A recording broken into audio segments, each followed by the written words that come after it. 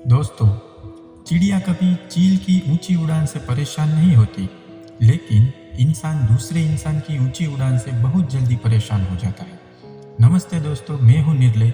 स्वागत है आपका एक छोटी सी कहानी में। एक जंगल में एक कौवा रहता था जो अपने काले रंग से काफी परेशान था। वो महात्मा जी के पास पहुंचता है जो कि बड़ी चमत्कारिक शक्तियां जानते थे। उनको प्रणाम करके बोला कि महात्मा जी, मैंने सुना है आप रूप परिवर्तित कर सकते हैं। मैं अपने रूप से परेशान हूँ, मुझे रूप बदलना है। महात्मा जी ने कहा कि तुम्हें दिक्कत क्या है? तो कौवा अपना दुख बताने लगा कि काले रंग की वजह से लोग मुझे देखते ही उड़ा देते हैं और अपनी नजरों के सामने रखना पसंद नहीं करते। मुझे लगता है कि मेरा रूप ही मेरी खुशियों के आड़े आ रहा है, तो मैं इसे बदलना चाहता हूँ। महात्मा जी ने कहा, ठीक है, तो तुमने क्या सोचा है कि क्या बनना चाहते हो? कौवे ने कहा कि हंस बनना चाहता हूँ। तो महात्मा जी ने कहा कि मैं तुम्हें हंस तो बना दूंगा, लेकिन पहले तुम एक बार हंस से पूछ तो लो कि वो खुश है कि नहीं। कौवा पहुंचा हंस के पास और हंस को जाकर के बोला, मैंने सुना है आप बहुत खुश हैं, आपके पास सफेद रंग है। हंस ने कहा, क्या बेवकूफ भरी बात करते हो, किसने कह दिया कि मैं खुश हूँ? यह सफेद रंग ही तो मेरे दुख का कारण है। कौवे ने कहा कि क्यों,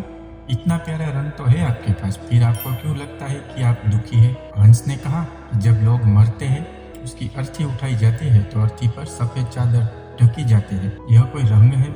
मैं इससे बड़ा परेशान हूँ, मुझे मौका मिले तो मैं इसे बदलना चाहता हूँ। कौवे ने कहा, चलो एक महात्मा जी के पास। दोनों पहुंचे महात्मा जी के पास तो उन्होंने बोला कि आप क्या बनना चाहते हो? हंस ने कहा कि मैं मोर बनना चाहता हूँ। महात्मा जी ने कहा कि मैं तुम दोनों को मोर बना दूंगा, लेकिन पहले तुम मोर से मिलके पूछो कि वो खुश है कि नहीं। अब दोनों पहुंचे मोर के पास। मोर को कहा कि तुम तो बड़े खुश लगते हो, इस दुनिया में कोई पक्षी नहीं है जो तुम्हारे जितना सुंदर हो। इतना सुंदर रूप है, क्या नृत्य करते हो? मोर ने कहा, यही तो परेशानी है। तभी कोई इंसान उसकी तरफ आता है और मोर छटपटाने लगता है और बोलता है कि देखो मैं किस हाल में जी रहा हूँ, ये शिकारी अब मुझे मार देगा और मेरे पंख को बेच देगा। क्या तुमने कभी सुना है कि कोई इंसान कौवे को खाता है? तुम सबसे ज्यादा सुरक्षित हो, तुमसे किसी को कोई मतलब नहीं है, तुम अपने हाल में खुश हो, लेकिन दिक्कत यह है कि तुम दूसरों से तुलना करने लगते हो और दुखी हो जाते हो। कहानी इन पक्षियों की नहीं बल्कि आपकी और हमारी है। हम जिस हाल में जी रहे हैं उस हाल में खुश रहना सीख लेना चाहिए। अगर कंपेयर करते रहेंगे